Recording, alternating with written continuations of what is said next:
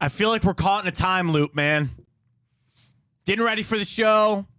Got to talk some Cavs. Got to talk this Michigan stuff again. Getting ready for Thursday night football. And I'm getting ready by cutting some Kevin Stefanski sound from yesterday. And Ryan, we could piece together the last 6 weeks of the same answer from Kevin Stefanski when asked about Deshaun Watson. We are stuck in a time loop when it comes to that. And I said on the show, we need to operate now as you call me when he's ready to go. Well, now all of a sudden, maybe it sounds like he is ready to go. The word that got on me yesterday, Ryan, was zip. Everybody wanted to talk about the zip he had in practice or if he can actually throw the football again. You hate the word rust. I'm starting to hate the word zip. No offense to the Akron Zips, by the way. Did they take the wagon wheel down yesterday? They did. Yeah, good for Akron. I'm conflicted in that. I was a student at Kent State for like a day. I got my acceptance, filled out my schedule, then went to Baldwin Wallace. Go Flashes. My grandfather, my uncle, proud Kent graduates, but my mom is an Akron grad, and my best friend from high school was going to Akron. I spent a lot of time on the University of Akron on Spicer and Brown streets and saw a lot of things probably a 19-year-old kid shouldn't. But that's another story for another day. Congratulations to the Zips taking down the wagon wheel. But yesterday, the word of the day was zip. Who's got any zip on his pass? Any zip going on with their arm? And the only question is he going to play? Matt, we gotta start making a list of all the words that we just can't stand to hear anymore. Rust, zip. We'll continue on with that list because that was all anybody cared about with Deshaun Watson in practice yesterday, trying to break down practice film. We're back to doing that. But he did practice on a limited basis. That in itself is big news. Browns are gearing up for a game this weekend with the Cardinals. They don't know who they're starting at quarterback. We'll hear from Kevin Stefanski on that. And where we start the show, this might be a must-win game for the Cleveland Browns. Talk about all of it right here on Big Play. Welcome to the show, everybody. I am Matt Fontana. He is Ryan Tyler. Good morning to all. A happy Thursday. Got a little Thursday night football action tonight. I might have a lock for tonight, Ryan. Oh, God. A lock. What do you mean? What's that? What do you mean? Come on. I'm just playing. Have my lock picks. I'm pretty good on this show. On the other show, I used to do lock picks kind of iffy. I think I'm off to a good start on Stone Cold locks. You are. I'm just So I got a lock for tonight with Tipico. We'll get to that coming up. We do got to talk the latest on this Michigan scandal because apparently the Big Ten's turning on. What a win for the Cavs last night. That was gutsy. That was a gutty performance there. I was happy to see Karis LeVert back. There are some concerns that you might look at with the Cavs, but I felt like talking about must-win with the Browns, I felt like last night was a must-win for the Cavs. They got that done, so we'll get to some wine and gold a little bit later. I'm pretty interested to get to an article, too, from NFL.com. Cynthia Freeland. So she is one of their analytics people. I think, in my opinion, she's their top analytics person at NFL.com, NFL Network. And she just runs the numbers. She gave you the projected AFC playoff field. Do the Browns make it? Do they win the division? And how many wins? The other part, she gave a stat about Myles Garrett that will blow your mind. So we'll get to that coming up with Cynthia. So we got a lot locked up with the show. We got a bracket. We'll get to Time Hop. We got the morning update locked and loaded, taking you up to 11 o'clock, as we always do right here. Big Play, streaming on the Twitter side of things, at Matt Fontana Show. We're on Facebook. We're on YouTube. And, of course, streaming on iHeart. If you need us anywhere, download the iHeart app, search Big Play. All of our shows are there. Take us with you wherever you need us to go. So yesterday, all eyes were going to be on Deshaun Watson, and he practiced on a limited basis. And they were inside, and, you know, there's some media rules out there, Maria, about what videos you can show, and then you show it later and all that kind of stuff. So I saw the videos, like everybody did. He looked okay, right? And I'm not making light or making fun of the reporters for them talking about the zip. But, Ryan, the thing was I couldn't get a straight answer. You know what I mean? Like, I wish they had a velocity. Did they have a radar out there? Radar gun shooting it? Like, what was he throwing at here? Like, was he at his normal throw? Is he down the field?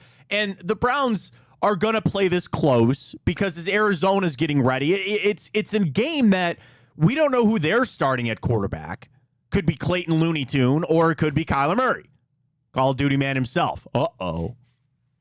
Do you know the campaign comes out today for the new Call of Duty? Kyler Murray might have to take the weekend off, folks. Does it really? Yeah, the campaign pre-order campaign comes out. Okay. So now the issue is for the Arizona Cardinals, the new Call of Duty game comes out next week. Oh, so really, they might want to sit Kyler Murray next week. If you don't know, Kyler Murray really likes video games. Double XP weekend. And they had to write into his contract that he was supposed to film study. Kryptonite. I mean, I enjoy COD. I can't tell you the last time I've gotten on the sticks. Thanks my kids for that, but that's okay. We'll get back there one day. But we'll talk Kyler Murray, too, because that is just another weird situation on what they're going to do. But it's just on that fact that he's coming off ACL surgery. And I don't want to say I have, like, PTSD when it comes to Kyler Murray, but, like, Ryan, there's been some games that he's lit up the Browns. Like, there are games that I've watched and I go, man. Yeah. And we don't see them all that often because they're in the NFC. But I feel like Kyler Murray, it's just that one game. When the one that always gets me is when they went to the 17-game schedule for the first time, and Arizona was our NFC crossover game. And then, oh my God, do you remember the game that Kenyon Drake had 4 touchdowns against us for the Arizona Cardinals? Now, thankfully, he's on our side now. I remember exactly where you I remember was for that game? man. Yeah. I feel like Arizona's always kind of had something for us, and they're in a different spot. But they're going to, nonetheless, they're starting a quarterback that has not taken an NFL snap this season, whether it's Tune or whether it is Kyler Murray. We'll see. And then you flip back to the Browns situation.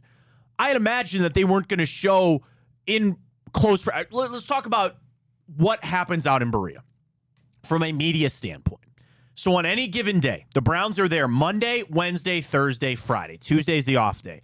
Monday has now basically shifted to a virtual day. After COVID, when they realized we could just do Zoom meetings, Kevin Stefanski, select players, talk on Monday via Zoom. Tuesday's off. So Wednesday is usually your heavier work day. And the Browns PR staff, shout out to them, love those guys, they'll send the schedule out. And it's usually, 11 o'clock, select players will talk. And then Kevin Stefanski will talk, and then they go to practice.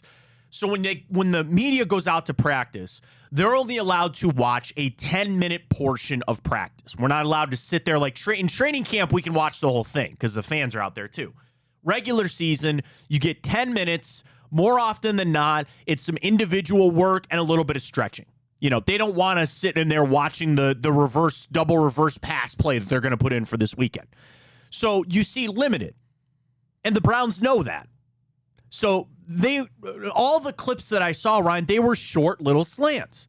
What the Browns were always going to guard against, they didn't want a video out there of Deshaun throwing it 40 yards because then Arizona's going to, okay, well, wait a minute, he seems to be pretty good. And even yesterday, Kevin Stefanski would not announce a starter. Rightly so. Of course not. He's going to wait until Friday, announce a starter, and I'm operating as I did on Monday. I think Deshaun Watson's going to play in this game, and I really need him to. So as far as yesterday, it's progress that he's out on the field limited and practicing, but I can't dive into watching video and going, all right, well, that pass looked like it had some zip on it. Had a little velocity on it there. He's looking good. I know this thing can change in a heartbeat.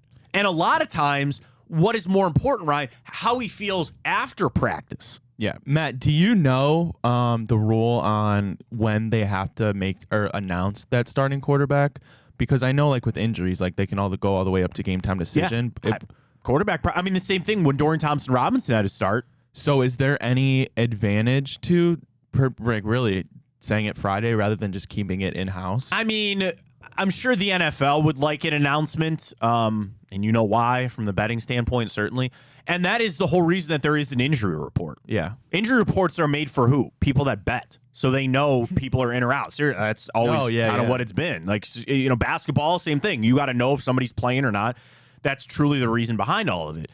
Even when betting wasn't legal across most of the country, like that was really the reason behind it. With the quarterback, though, I mean, technically you don't have to announce a starter. Because what if you were running a situation, and the Saints come to mind just because they're probably the best example. What if they want Derek Carr to start, but then Taysom Hill comes in, and then they just keep flip-flopping back and forth? And how many times do you watch Sunday Night Football, and they do the thing, and they, Saquon Barkley, Penn State, and they introduce everybody. Travis Kelce always goes Cleveland Heights, Ohio, and then they're not on the field to start. Yeah. You know what I mean? Like, the starter thing is kind of moot. There is no rule. No. Kevin Stefanski can come out Friday and say, we're going to take it up till game time again. And that gets into the coaching game of what you're trying to play with Arizona. I would assume that you don't need to do that with the Arizona Cardinals. Like, this comes back to our question we're going to start this morning. Do you believe Sunday's a must-win game for the Cleveland Browns? Now, I start that statement by saying they should win this game. They have no business losing this game. You are at home, and you are the much better football team in a lot of areas. And this game will frankly just mean more to you. And I continue to go back, you're at home. You know, if you were on the road in Arizona, that might be something a little bit different. They're changing time zones. They're coming out here. I haven't really looked at the weather. I think it's supposed to be a decent day, probably a little chilly in the 50s. There's no way the Browns should lose this game. So my question is, if it's a must-win game, I mean, I'm very clearly saying yes. And the reason that I go with that, and we'll get to Cynthia's article because this kind of lines up exactly where I want to go. You need 10 wins. You have to have 10 wins to make the playoffs. I will not listen to 9 and 8. With how semi-competitive the AFC is, which is another part of Cynthia's article, that there is a little gap in there. There really are 7 teams that kind of make it work. And then there's a little gap.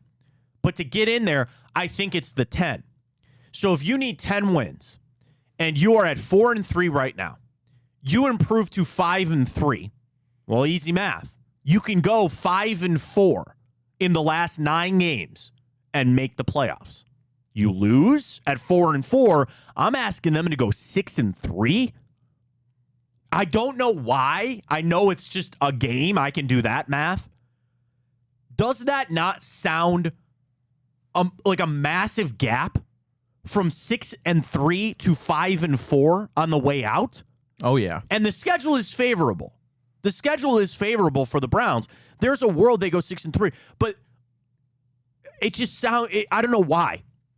Knowing that you still have division games all the way out, you still got to play everybody again in the division. This game on Sunday is massive. This game is huge for the Browns to get a win. And I feel like your best version of winning is Deshaun Watson. And if he's at 60% or 70%, I tweeted out about Watson yesterday that I said, I'm ready to see him play. That I think time is starting to run out on the Browns to make hay. You are at the midpoint of the season. I need him out there. And somebody tweeted about, let's see if I can find the tweet. Here, hang on one second. Because I understand the point. Follow me at Matt Fontana 83. If you got a follow there, I appreciate it very much. Thank you. Good clip from us on the Connor Stallions thing. So, where's the tweet here? Cavs, nice win yesterday. I'll retweeted our bracket. That was nice. Okay. I said, Deshaun Watson practicing on a limited basis. I need him to play. Author CJ Hudson. Shout out to him, man. So even if his shoulder is only 60 or 70%, you still want him to play and risk injuring it further instead of letting it heal. Yes, I do. Yes, I do.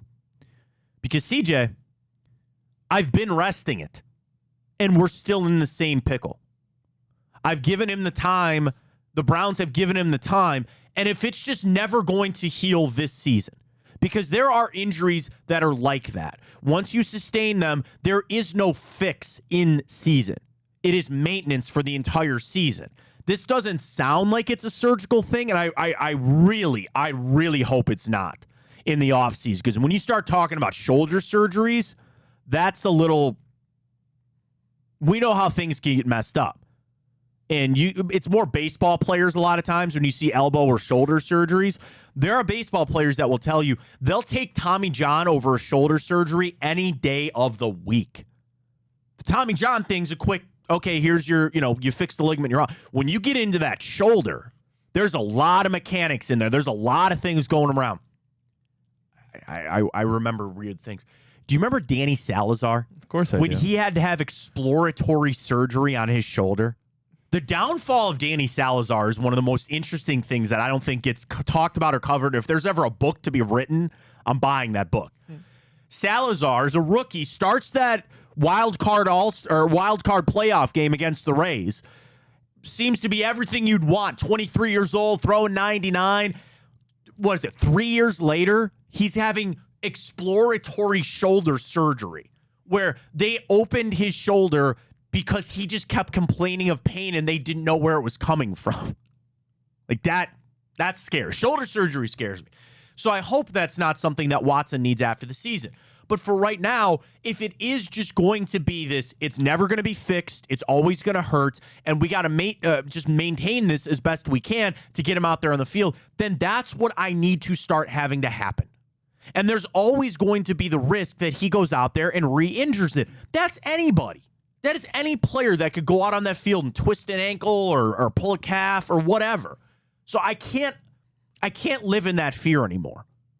And the thing is, this isn't a 2-week thing. Ryan, it's been 5 weeks. And yeah, he got in the Colts game. He got smashed. Maybe it got re-aggravated. I don't know. But it's just, at this point, it's either time to go or not. It's time to blank or get off the pot. And if people are trying to tell me that it's too early in the season or you could really like him back against Baltimore, I'm sorry. I'm impatient. I got nothing for you. I need him out there Sunday.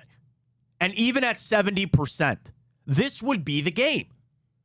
Do I expect Arizona to just roll over and die? No. Jonathan Gannon's got that team fighting hard. But we know who they are. We know the situation that it is. This would be the game to get Watson out there and back in the flow of things. To Ryan's word that he hates. There's going to be rust. He's been off. So you throw him in there knowing that you should be able to win this game in other ways. And if you got to go back to P.J. Walker, you do. But I need Deshaun Watson out there. I've waited long enough. And am I being impatient with this injury? Yeah, I am. Is that maybe unfair? Probably. Is there a risk of getting hurt again? Sure. But I need him out there. It's easy for me to say. It's not my job. It's not my shoulder like Deshaun's. I get it. But the fact that he practiced limited yesterday gives me a lot of hope that he is going to play this weekend. Back to our Twitter question, at Matt Fontana Show. Do you believe that this is a must-win game for the Cleveland Browns coming up Sunday? Obviously, I've already cast my vote on this, Ryan. I think it is. For a lot of reasons, for where I think it'll set you up for the rest of the season. And it's weird that, like, I'm putting this label on it. Because playoff contending teams like the Cleveland Browns, they would never view an opponent like the Arizona Cardinals as a must-win. They would just view it as, well, we're going to win this game, right? We're just going to be able to go out there and do what we need to do at home to get a win. But it's more than that to me. I need that little sense of urgency from the Cleveland Browns. And I'm not looking for style points in this game, because that's the other part of it. If you were in a different position, you might ask them to beat the Cardinals by 10 or 14 points. You might ask some grandiose stat line from Deshaun Watson. That's not at all what I'm asking for. That's not at all what I'm asking for. I'm asking for this team to understand and grab that little sense of urgency that they have to get out there and get a win against the Arizona Cardinals. So I'm very clearly voting yes. I think it's a must-win game. Ryan, cast your vote, please. Yeah, I'd agree with you. And, like, obviously, mathematically, it's not, because there's so many games left to be played. But in essence, it is, because especially when you factor in the next 3-game stretch, right? The Cardinals, but then you have the 2 AFC North divisional games in Baltimore, which is going to be a brutal battle. And then even though we're home against Pittsburgh and should have beat them the first time, gosh, sorry to remind everybody. Still Pittsburgh. It's still Pittsburgh, and in the AFC North, the best division of football, and I think in both of our opinions, anything can happen. So we need to get this win against the Cardinals, and then, hate to say it, but if we drop that game to Baltimore, you look at it, really, the AFC North kind of is going to win that. That's going to be a brutal stretch. I mean, so that's we're another kind of be fighting question. for the wild card at that point. Have you set the AFC North aside? That's another interesting question. I have. I think you're fried. If we beat Arizona and then we beat Baltimore, it's still in our grasp. Yeah. Like, the odds are still going to be Baltimore's favor, but if we drop that game to Baltimore, 100%, we're fighting for that wild card. Well, and that's the tough thing about Arizona. It's not an AFC team either, so that doesn't even help you in a wild card tiebreaker. Yeah. In those kind of situations. The Baltimore to Arizona, yeah, if you beat Arizona, and I'm going to start just talking like we will. I need that confidence out there. When we beat Arizona, then you kind of maybe are afforded if you stumble against Baltimore. And we'll talk a lot about the Ravens next week, but they seem to be a team that, I mean, they don't always show up. They're going to show up against the Browns, but they seem to be a team from time to time seem vulnerable. So if you can just get that win and get yourself to 5-3, and then you're to 5-4, and then again, I would ask you to beat Pittsburgh and some of the other teams that you have on the way out here. They should be winnable games. Let's hear from Kevin Stefanski. The clip that has been the same clip for weeks, right? Hey, Coach, can you give us an update on Deshaun Watson? How's he doing? It's Coach Stefanski from yesterday. As you can imagine, I always just kind of keep it day to day, and we'll focus on today. He'll be out there, and we'll see how he does. Just like last week and the week before that and the week before that and the week before that. I think the Browns learned their valuable lesson going all the way back to that first Baltimore game. Very right? insightful by Kevin. Yeah, I mean, I can't blame him on that. Now, here's another interesting question that I really love that was posed to Kevin Stefanski. Coach, you talked to Deshaun. Do you believe that the week off this past week, do you think that really helped him? Here's Kevin Stefanski from yesterday, sound courtesy of the Browns.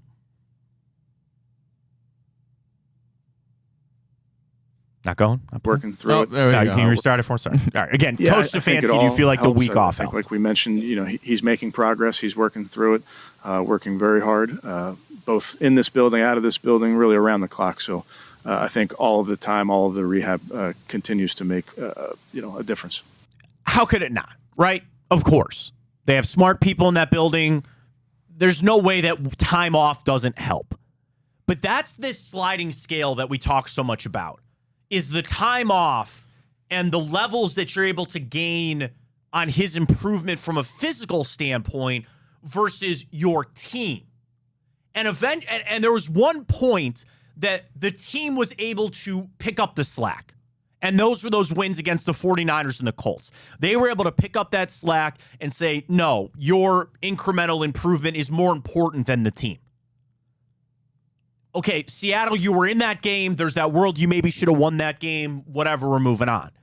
I guess I am now at the point where I'm ready for the team to now take precedent over Deshaun Watson. And that's not saying I want him out there if he can't play. I'm not saying that I want to put him out there with broken bones. But I am now at a point that the team success, and Deshaun Watson's a team player. And this is all coming back to the team. But it's now at a point where I think you have eaten up all of your gap. The whole cushion that you built by beating the 49ers and beating the Colts and the stretch run that you went on there, you have eaten that cushion up. And it's now time for Watson to get back out there. Even at 70%. Back to our tweet from earlier from CJ Hudson. Do you want him out there if he's 70%? Yeah, actually, I do. I do. Because I'm also going to operate that 100% is out the window. Even at this point of the season, are we not going into week 9 of the NFL season? There's nobody at 100%, unless you've been sitting on the practice squad or you haven't been playing. There's nobody 100%. You always battling something. So truthfully, yes, 70% is good enough for me to give him the green light and go. The other thing, and this might come off stupid. It would not be the first time for me, probably nor the last. But if he really can't throw the deep ball, because that apparently is the issue, right? Sounds like anything over 15 to 20 yards. Can't you win by just not doing that? And I know an offensive coordinator and a lot of people out there that played Madden every night are telling me I'm an idiot. I get it. I understand it. But just getting him out there and go West Coast, I don't know. Run the football. Find the screens. Like, is it that people got so wrapped up in that he can't throw the the people thought he legitimately could not throw the football. Like when we read and heard that he's having trouble getting it down the field or on these out routes, people then read into that he can't throw at all. And that's not true. And even the videos I saw yesterday, I know he can throw. So put him out there. And if you got to change the game plan a little bit, this would be the team to do it against. And especially if you threw them that curveball. If you started Deshaun Watson, it would probably take them a couple of series to understand, yeah, maybe he really isn't throwing it down the field. And then they'll change their defense to force him to throw it down the field. And then I'm going to put it on Kevin Stefanski to figure something out there. But I don't know. Like 70%, if he really can't throw the football that far down the field, I still want him out there. I'm going to see where he is. Cynthia Freeland with an article on NFL.com. She's the analytics person for NFL Network. And she ran through both the AFC and the NFC total win projections and the playoff picture. Let's start with the AFC. So she looks at this through all of interpreting all this influential data. She's a lot smarter than me. All these numbers that probably don't make a lot of sense to all of us. but she writes down about where she believes at each team is on how they will finish their wins and where they will finish out in the AFC. The number 1 seed, the Kansas City Chiefs. They are currently 6-2. She has them to an 11.9 win total. So let's call that 12. So she has them going 6-3 on the way out to finish 12-5 and be the number 1 seed in the AFC. Number 2, the Baltimore Ravens. Also 6-2. She has them finishing at 11.8 wins. It's only like 1/10 of a win behind Kansas City. Round that up again. She also has them finishing 12-5, finishing same record as the Kansas City Chiefs, but Chiefs get the number 1 seed and get that bye. So, and also win the AFC North, by the way, for the Baltimore Ravens. Number 3, the Miami Dolphins, 11.7 wins. And number 4, Jacksonville, 11.6. So she has the 4 division winners, Kansas City, Baltimore, Miami, and Jacksonville, all pretty much staring down the barrel of 12 wins. My gut feeling, I feel like you'll have 2 of those teams, I don't really look at their schedules, but probably Kansas City, maybe Baltimore, Miami, and then I think Jacksonville might actually finish 11-6. Okay, so they win the division. So those are your top 4 seeds in the AFC, according to Cynthia Freeland. Wild card team number 1 at 10.5 wins, the Buffalo Bills. They are currently 5-3, so she has them going 5-4 on the way out to get wild card number 1. Wild card number 2, the Cincinnati Bengals, and even 10 wins for the Bengals. They are 4-3.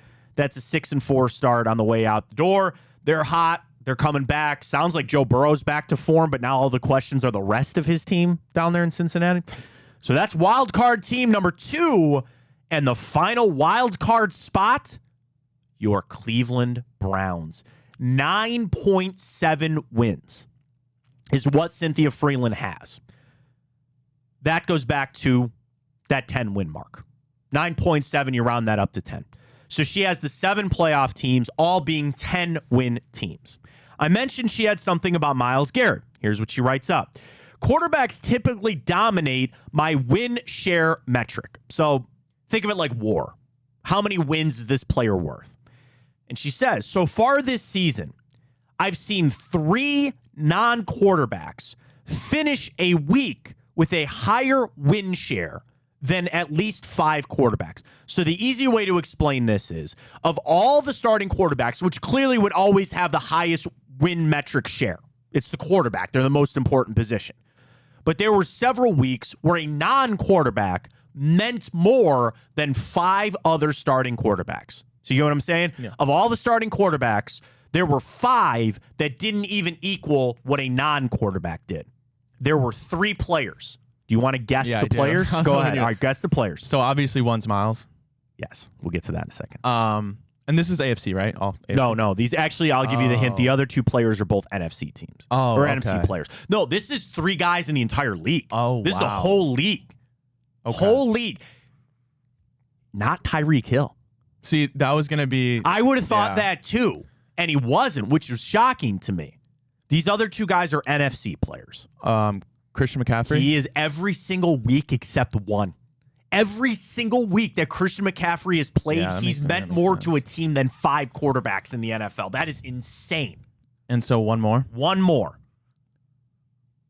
An offensive player. I was going to ask that. Can I get offensive defense? Offensive player. I don't know if you'll get this. I would not have guessed this guy. Can I get the position? Wide receiver. Okay. A.J. Brown? A.J. Brown is right. Nice job, Ryan. Yes. Well done. Woo. He has done that every week from weeks 3 through 8. Yeah, because, dude, he's on a tear. The 6 games with 120 yards. And then Myles Garrett, week 7 against the Colts. And she said it is so uncommon for a defensive player to mean more than 5 quarterbacks that started that weekend to do so. He blocked the field goal, 2 strip sacks, including one that was recovered for a touchdown.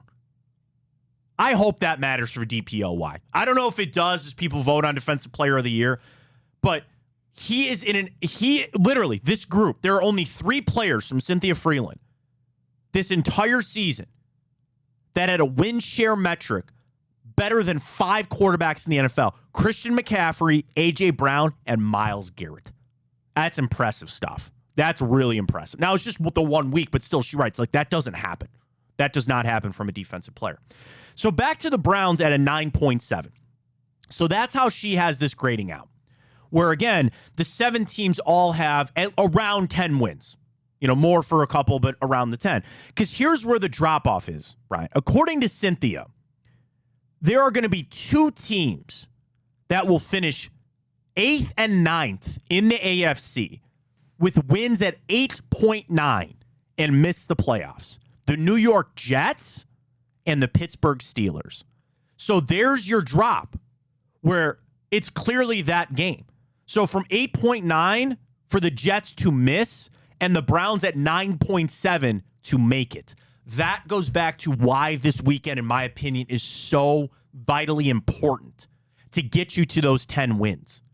I know it's not quite as easy to say you win 10 games and the NFL just slides you like a golden ticket, like in Willy Wonka and Grandpa Joe, that son of a gun, sitting around for 30 years doing nothing. Oh, hey, we're going to the chocolate factory. I guess I'll get up now. Underrated movie villain, Grandpa Joe from Willy Wonka. What a jerk. Living in destitute. His poor daughter-in-law's working 2 jobs. His grandson's out there working, and he's laying in bed. And wait, we're going to the chocolate factory. I'll get up and go. Are you gonna go see the new one? Did you when see it the comes new out? one from Timothy Chalamet? Is that Yeah, Timothy Chalamet is. So Willy Wonka. I go back to the original one's fine with Gene Wilder. You can't touch that. That's so good. The Johnny Depp one is just. It's too out there. It's not really my thing, so I don't think I'll watch it. It's not something like I'm writing down like I have to go watch it. It's a little it's trippy. I watched another classic movie that I haven't seen yesterday for the first time. What? Edward Scissorhands. Oh, you've never seen Edward Scissorhands. I just watched Speaking it of for the Johnny first Depp. time. Yep. Tim Burton. Very sad. It is from really a very sad. like when he kills the creator. I mean, that like the whole movie, you just feel terrible for Edward Scissorhands. Yeah. Again, very gothic, very trippy. Can I get you one more Johnny Depp movie that if you liked Edward Scissorhands, go see his Sleepy Hollow movie. Okay. Do you know Sleepy Hollow, the Headless Horseman? Yep. Great flick. Christina Ricci's in that. Or is that Christina Ricci? Man, we could do a whole bracket on just Johnny Depp's filmography. Well, now that he's so back many. into being okay to being talked about. Yeah. There was a little time there. Yeah. You didn't want to. Another Tim Burton film, by the way, on Sleepy Hollow. Oh, yeah, I forgot Casper Van Dien was in that, too. He played Brom. Yeah, Christina Ricci. I was right. That is a good anytime Sleepy Hollow is on, I will flip that on. That's a good flick. So if you're looking for another Johnny Depp, Tim Burton team up, go watch Sleepy Hollow. Good one there. But I'm happy to hear that you watched Edward Scissorhands.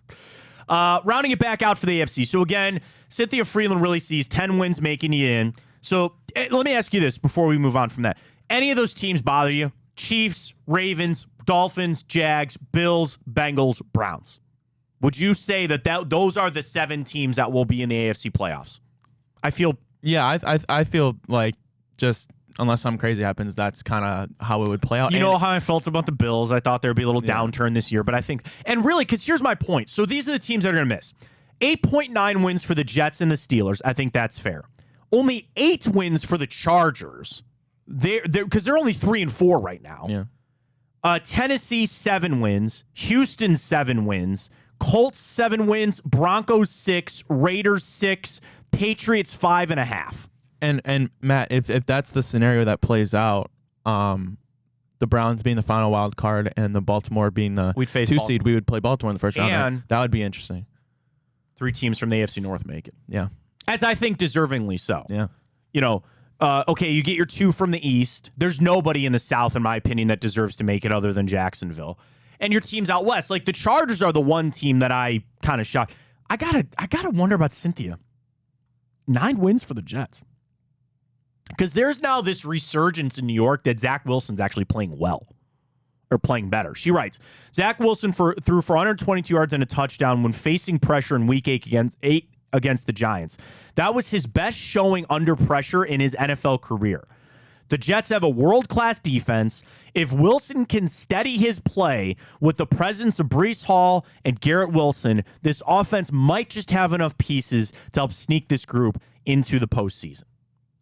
I don't see it just shooting from the hip here.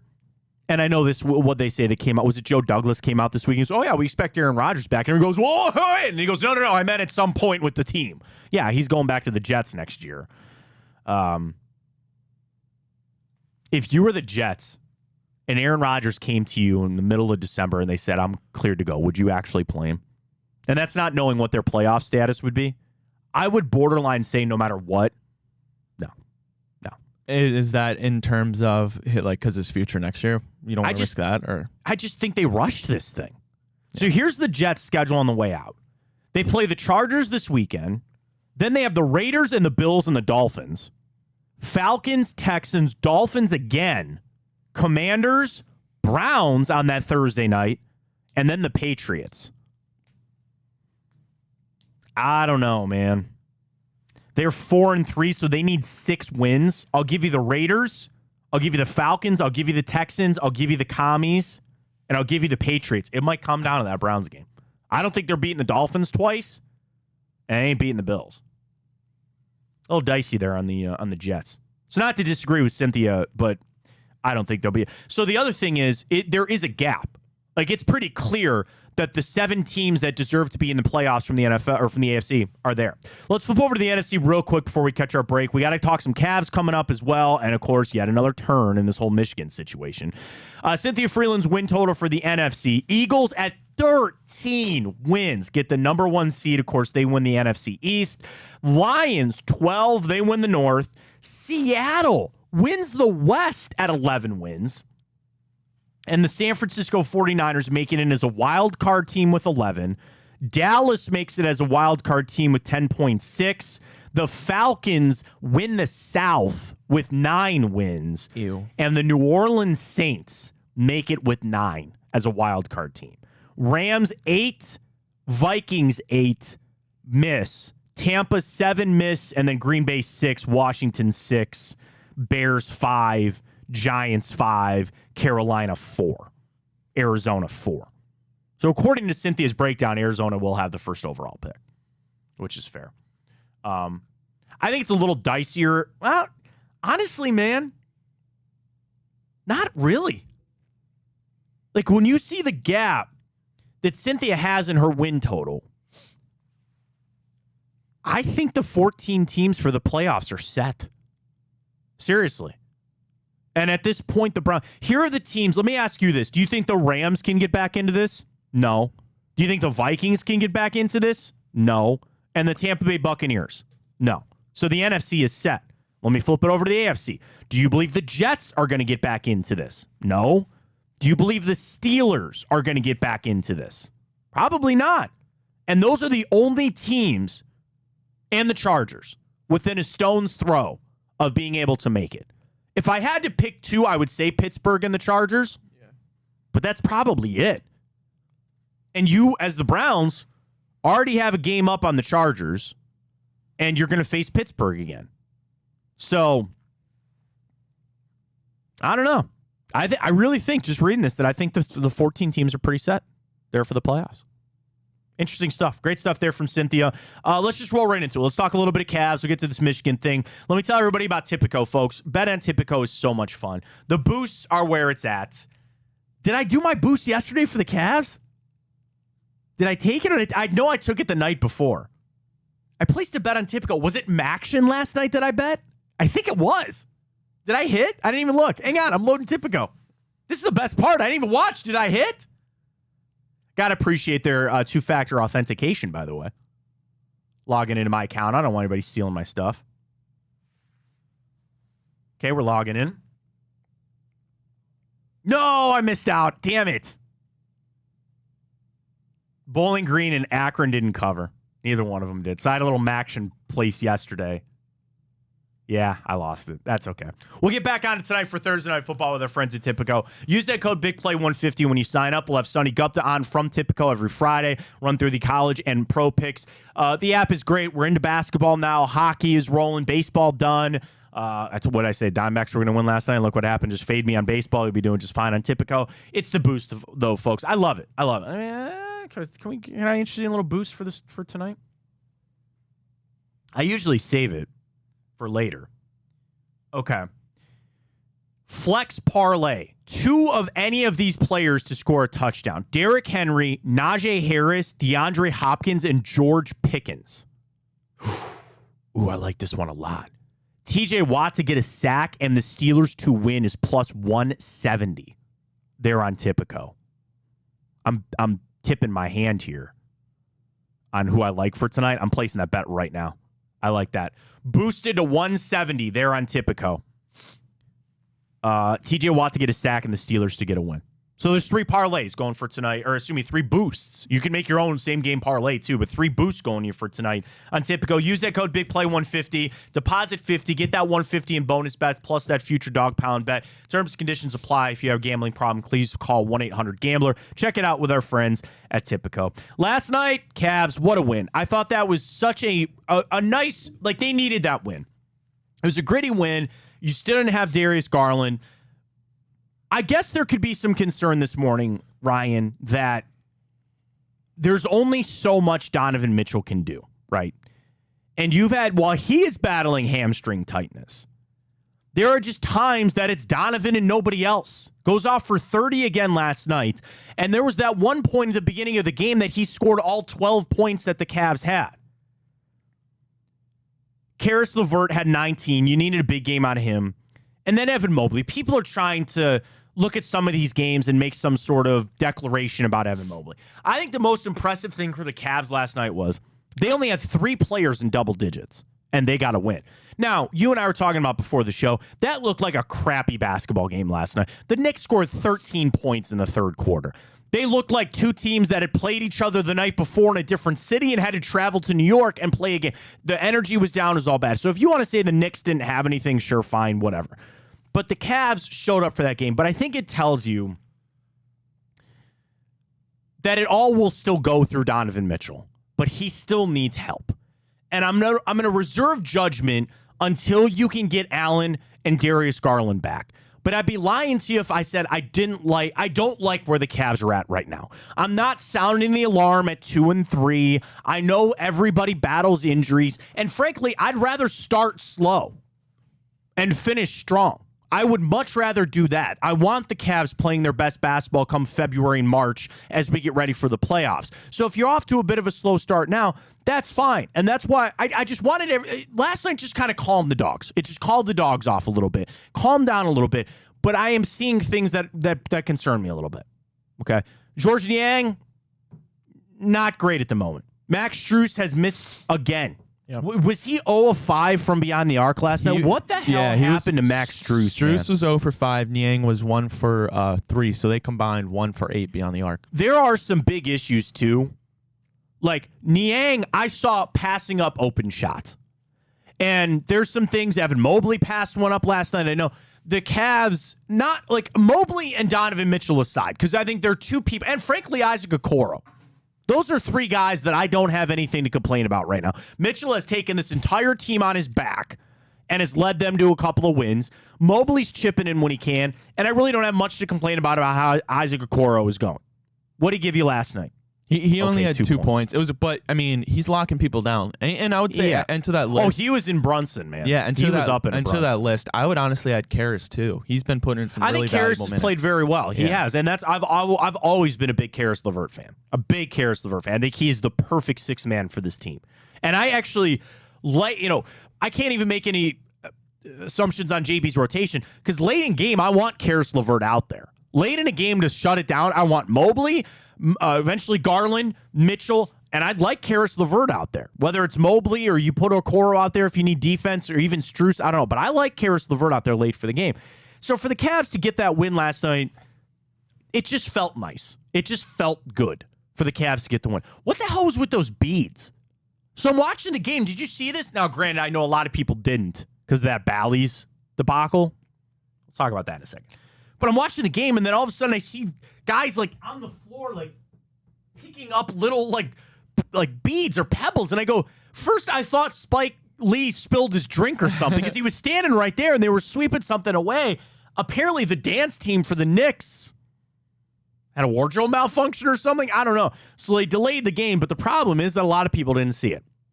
So Bally's goes down. And I start this by saying that us here at Big Play have a partnership. We work with Bally's. Bobby Carpenter's show, Josh Cribb's show, Hanford's show. They're on Bally's. I am a subscriber to Bally's. I'm not as up in arms in today because I still have cable. So I watched it. I couldn't watch it on my tablet like I normally do, but I could watch it on my TV. And we saw the updates coming from Bally, and we saw them continue to say, like, we'll get it done, we'll get it figured out. I mean, that is the technology world that we live in. And people, as the paying consumer, you have a right to be angry. You pay, sometimes people pay strictly for the app. They pay, was it $180 a year to get the app, and you missed a game last night, or a good chunk of a game last night. I understand that is you're angry about that. There's a line of what are you going to do? And when you scream at companies that you pay good money to, you expect the service. You expect the product that they deliver. But sometimes things happen.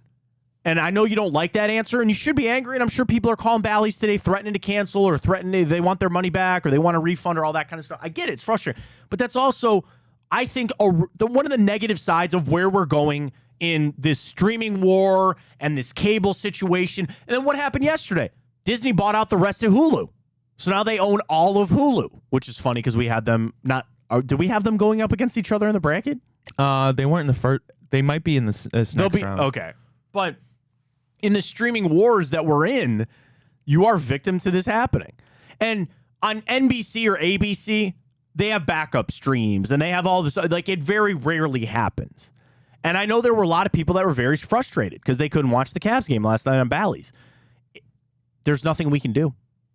Like, I would love nothing more than to go back to a world where it's cable. Everything you wanted, everything you needed was on cable. But that's not the world that we live in anymore. Everybody's got an app, and everybody's going to push things to apps. I still have cable, right? And I have, literally, no joke, I have to fight every year to keep my cable. They tell me every year, hey, can't you just flip over to DirecTV on the app? And I go, no, I like Uverse. I like what I have. And every year they jack my bill up because they go, oh, sorry, we don't have any more promotions for Uverse because we're trying to phase it out.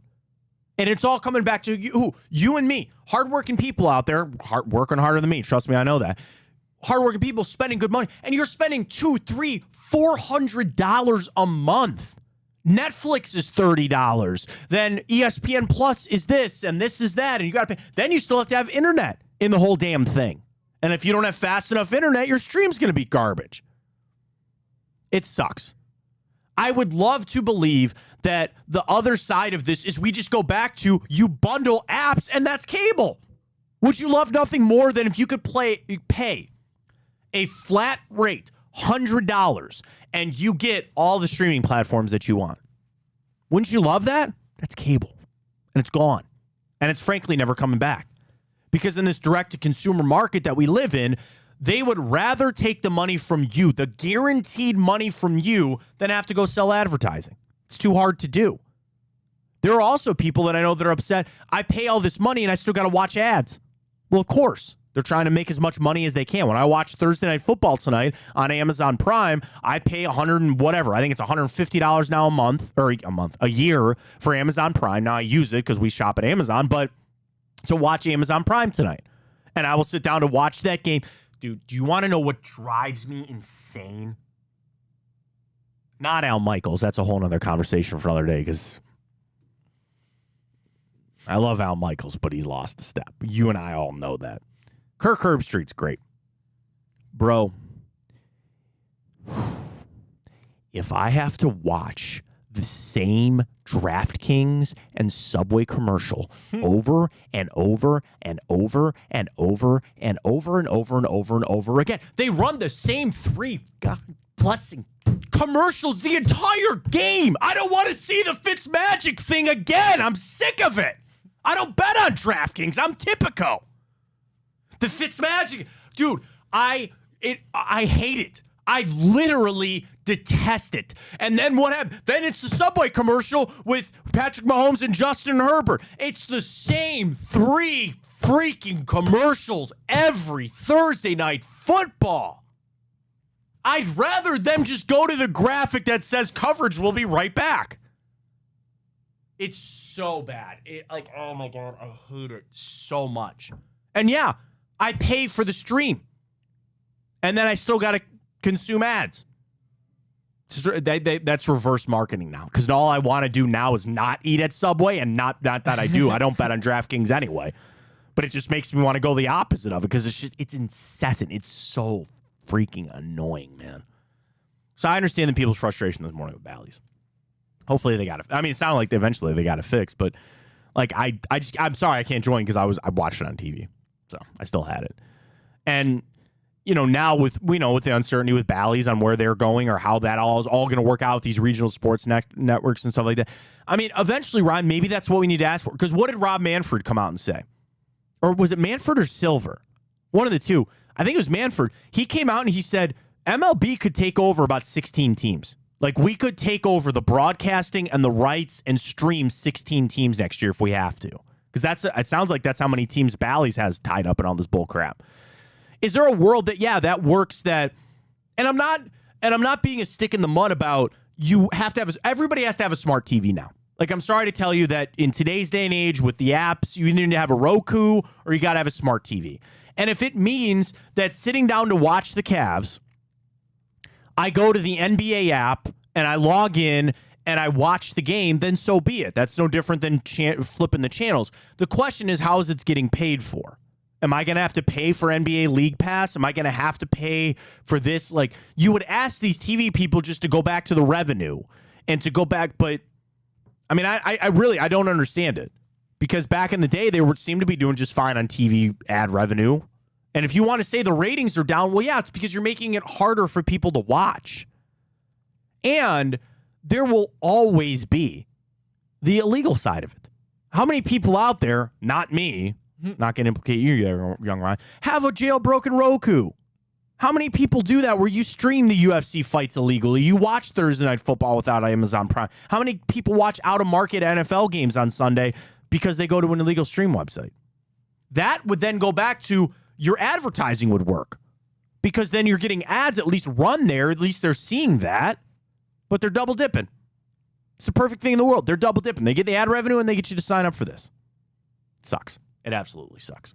As does this Michigan scandal as it continues on. So the news coming out yesterday was that on Thursday, a vast majority of Big Ten coaches expressed their frustration with the ongoing sign-stealing investigation at Michigan.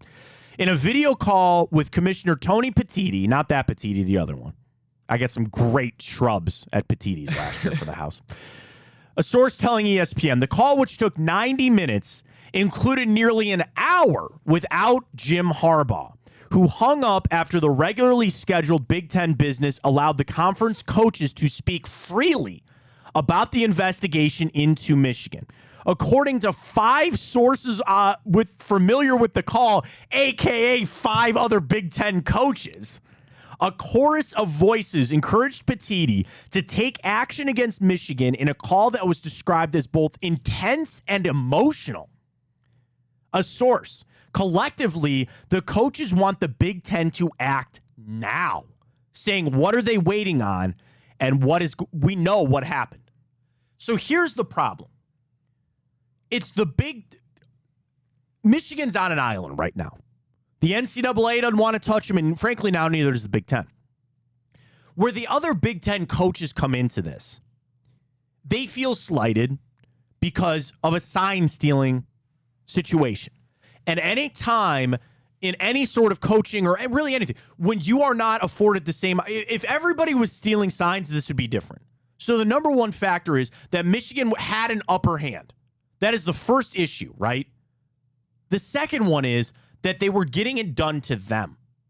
If this was a sign stealing thing for Michigan against USC, they wouldn't care that much. They care because they were the direct victims of this.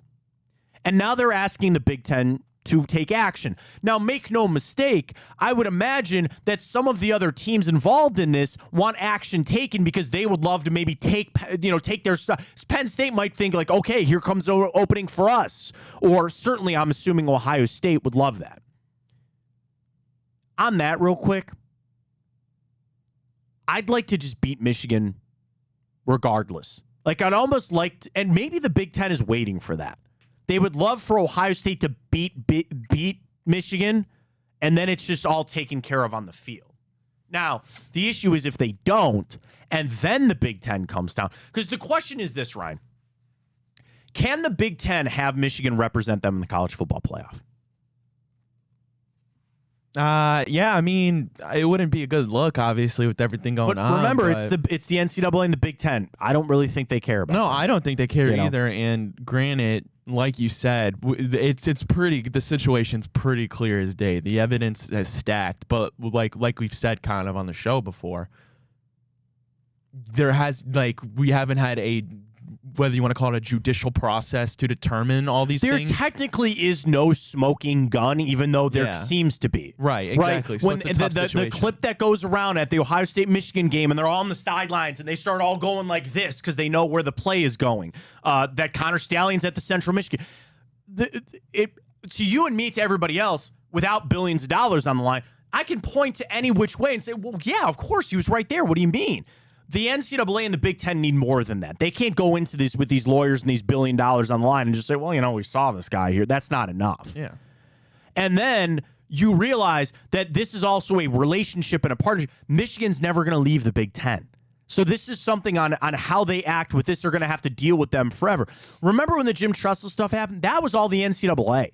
And I think that's what the Big Ten wants. The Big Ten wants the NCAA to look like the bad guy in all this. And which is crazy with that Jim Tressel situation, because in my opinion, this is way worse than the Tressel everybody stuff. went back on the Tressel thing. And I mean, we all look back on it, dude. That was like, 10 years ago now over that?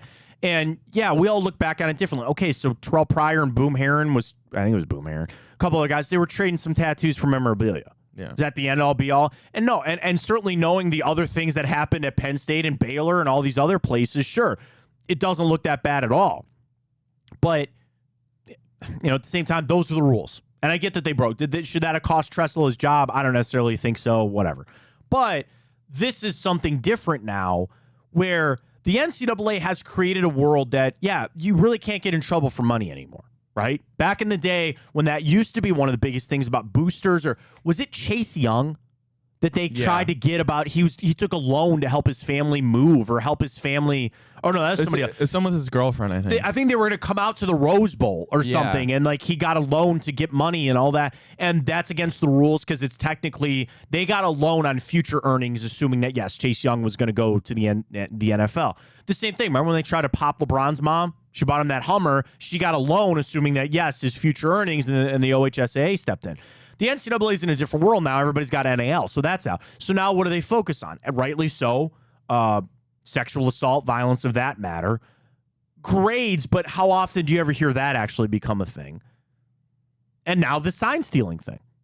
Even recruiting violations are never... Harbaugh just dealt with that. He just got done with the recruiting violation thing, and they did nothing. Slap on the wrist, couple of games suspension. The Big Ten, and what... So the other issue is how the Big Ten reacts when your vast majority wants you to take action. Would the Big Ten rather piss off Michigan, or would they rather piss off Ohio State and Wisconsin and Penn State and Illinois and Indiana and all? Well, of course, they'd rather just take out Michigan for what they deserve. That's the other thing where I'm assuming, because again, part of this thing, coaches use word like tainted, fraudulent, and unprecedented on the call to describe Michigan's sign stealing scheme that's been alleged. The issue with this is that they look at it and say, we know what they did. There is no gray area in this. And short of Connor Stalions or Jim Harbaugh coming out and saying we did it, you have everything but that. And I know lawyer world can be a slimy world, and they're going to try to weasel their way out or take a plea deal or whatever. What are they going to do? They got to come down heavy. And now that the coaches are doing it, they want it now. The ultimate question will be, does it bother the Big Ten if Michigan is their representative? Because if it does, then they need to act next week. They need to nip this in the bud right now. The issue is that it'll tank that Ohio State game, I guess, unless Michigan just, hey, we'll keep Ohio State out of this thing. And the Big Ten, you want more shots. You want more shots at the hoop. You have two teams that are involved right now. Do you really want to come down and just take out one of them right away? No, of course they don't want to. But when the rest of the league is standing up the way that they are, and I really do believe this is just getting started. Because when the NCAA, they will act. They will do something. I don't know what. And I still don't really think it's going to be that much. But when they act, there will be fallout of scholarship reduction and somebody, I was having a conversation with somebody about this earlier in the week, and they go, well, how do you think that's going to impact recruiting? And it's like, it probably won't because it's Michigan. You know what I mean? There are kids that grew up, they were born and they were put into a Michigan onesie. You know what I mean? I would imagine the only real repercussion that we would see an effect on recruiting would be a postseason ban, just because it's like kids want to go play you wouldn't want to go, yeah. sure. But other than that, I agree in the sense well, that and then the other part of that is Harbaugh. Because how this punishment is levied will tell his future. Now, apparently the NFL has come out and said, hey, man, if you get suspended in college, your suspension is going to count here, too. But Harbaugh's got this. There are teams, I will tell you this on my bottom dollar, that there will be NFL teams that would still line up for Jim Harbaugh, even if he had to face a 5-game suspension or something. They'd still sign him. They'd still bring him in. He'd detonate their team. I just pray to the God that he doesn't find his way to the Cleveland Browns. So we'll see.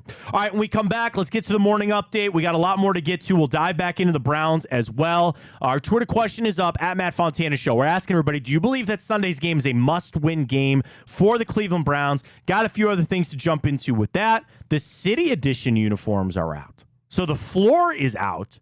The Cavs City Edition uniform is out. Pretty cool. And also, that play-in tournament is starting sooner rather than later. We got a lot to get to on the NBA side of things as well. We'll get to all of it. Big play. What you need, where you need it, how you need it. Go follow us on Twitter at Big Play. You'll see Bruce Drennan Show, bonus time every Wednesday. You'll see Josh Cribbs Show. You'll see Maria Cribbs on there. You will see Hanford Show. You'll see Bobby Carpenter, Anthony Schlegel. You'll see Blake and Greg Williams. Hanford, all of it. Reflog. It's all there. Big Play. And then 2 daily shows. We're 9 to 11 every morning. And, of course, Chico 12 to 2 every single day right here on Big Play. Follow, stream us where you can. We're on Twitter. We're on YouTube. We're on Facebook. We're up on, which one am I missing? Twitter, YouTube, Facebook. We're on Instagram. We're not streaming live on Instagram, though. iHeart, but... Oh, iHeart. That's what I'm forgetting. Yes, iHeart, of course. Download the iHeart app. Take us with you. All right, we got the morning update. We'll get to it next.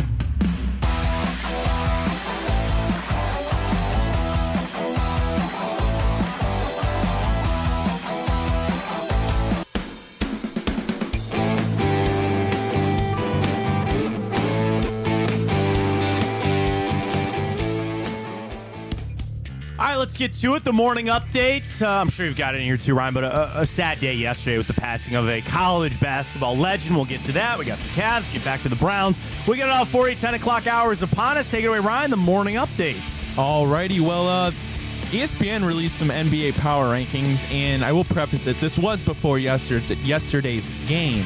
However, the Cleveland Cavaliers came in at number 13 after their previous ranking was number 9. They is the fourth East team in the power rankings. I think that's probably fair. So they're fourth in the East. I'm going to guess the Bucks, the Celtics, and the Knicks ahead of them? It was the 76ers. Oh, the 76ers. Oh, well, we don't have to worry about them. Won't have to worry about them for much longer. I guess, the Knicks are off to not a great start either. I think that's fair, and it's more about the projection of where we think the Cavs are going to go. A lot of people want to jump onto the Evan Mobley thing, right? Where he's now entering year 3, and I get a sense of some growing frustration from some people that when is the future going to hit for him? Because we know the Cavs' future is more tied to Evan Mobley than it is any other player. So from that standpoint, I guess if you want to be concerned, I can't join you in that concern. There's still plenty of time to go.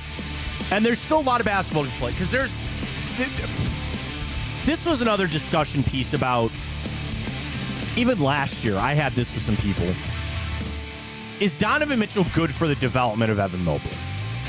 Because eventually you want Mobley to take this team over, but can he do that with Donovan Mitchell being here? And Donovan Mitchell is very clearly the best player on this team. The only thing that I will ever ask for is that Evan Mobley, while Donovan Mitchell is here, become the second best player on this team. And I don't think he's there yet. I still think it's Darius Garland. But as long as he can ascend to do that and help out Donovan Mitchell while he's here the best you can, that's all I can ask for. And that's what's happening right now. So I'm in an okay spot with the Cavs. I think 13 is fine because there's a world that you believe they could be further down. I think the NBA and ESPN, they know this is still a playoff team. This is still a top 4 seed, if not top 3 seed in the NBA East, and that's where they should finish out. Already, well, we know the Guardians are in search for their next manager after the great Tito is entering retirement.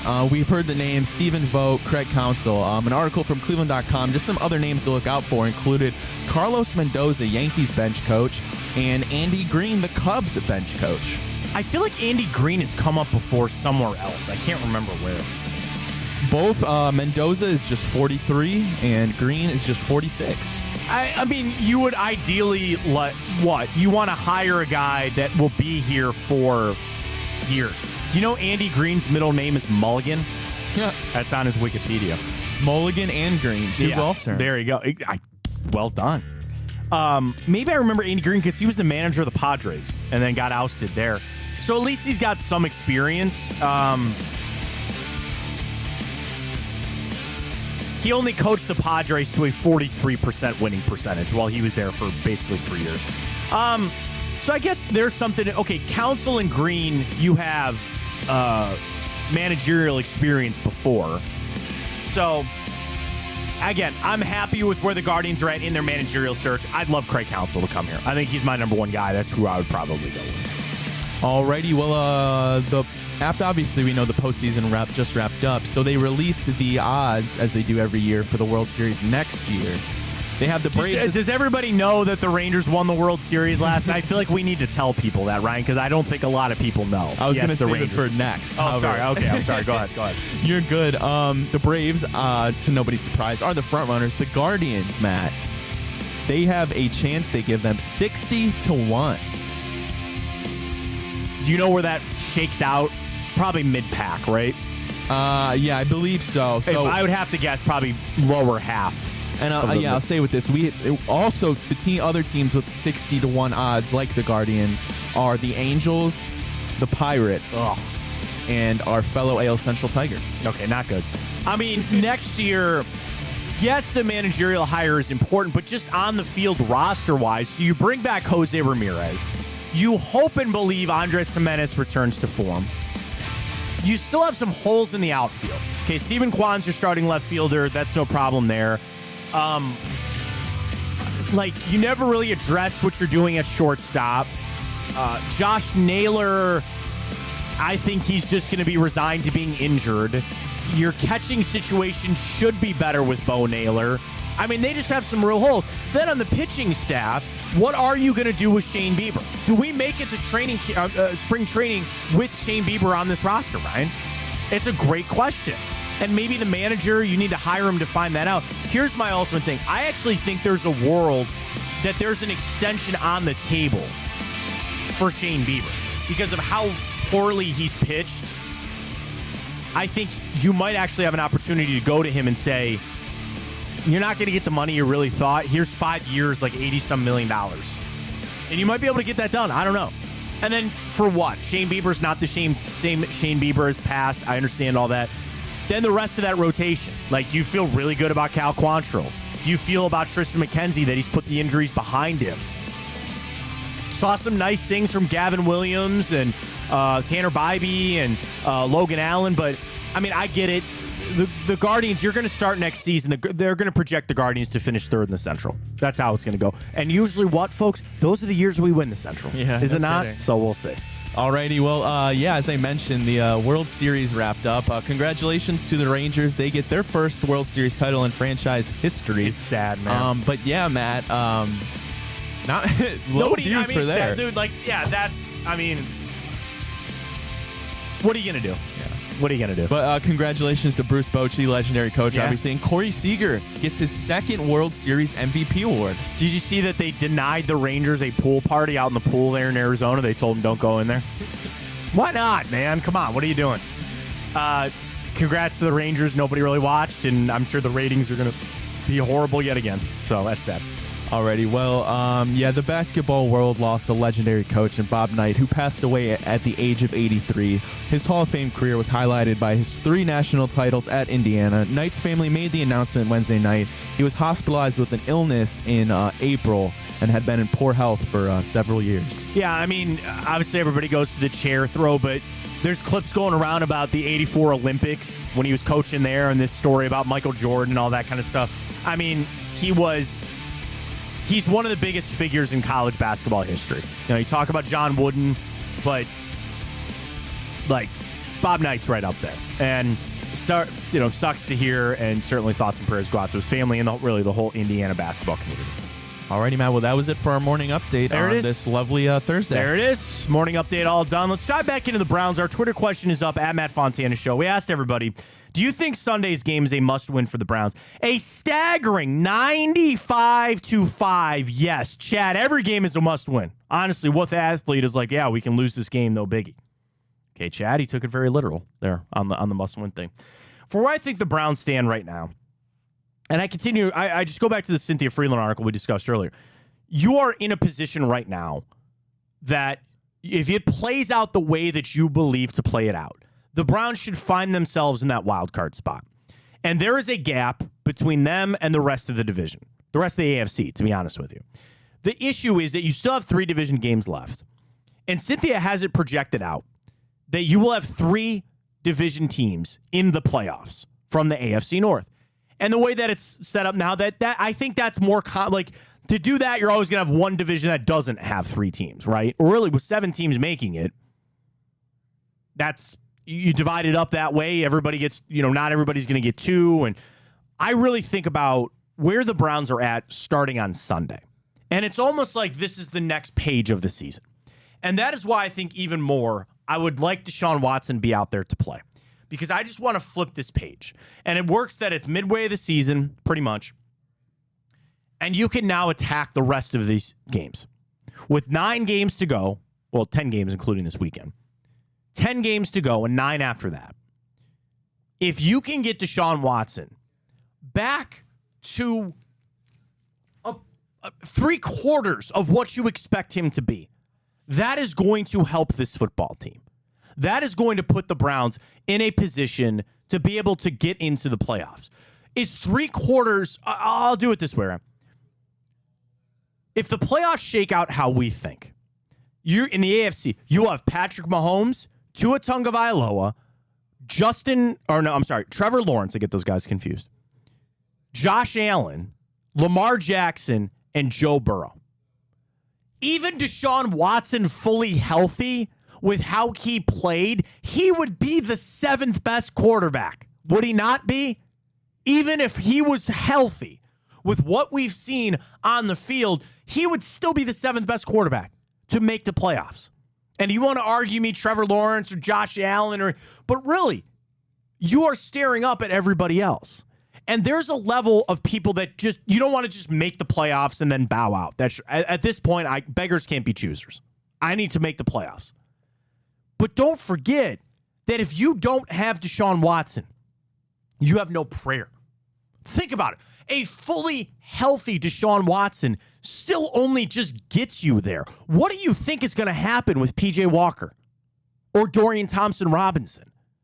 And I truly think this about this game coming up because the debate is continuing to rage on. Do you sit Watson or do you let him heal up another week?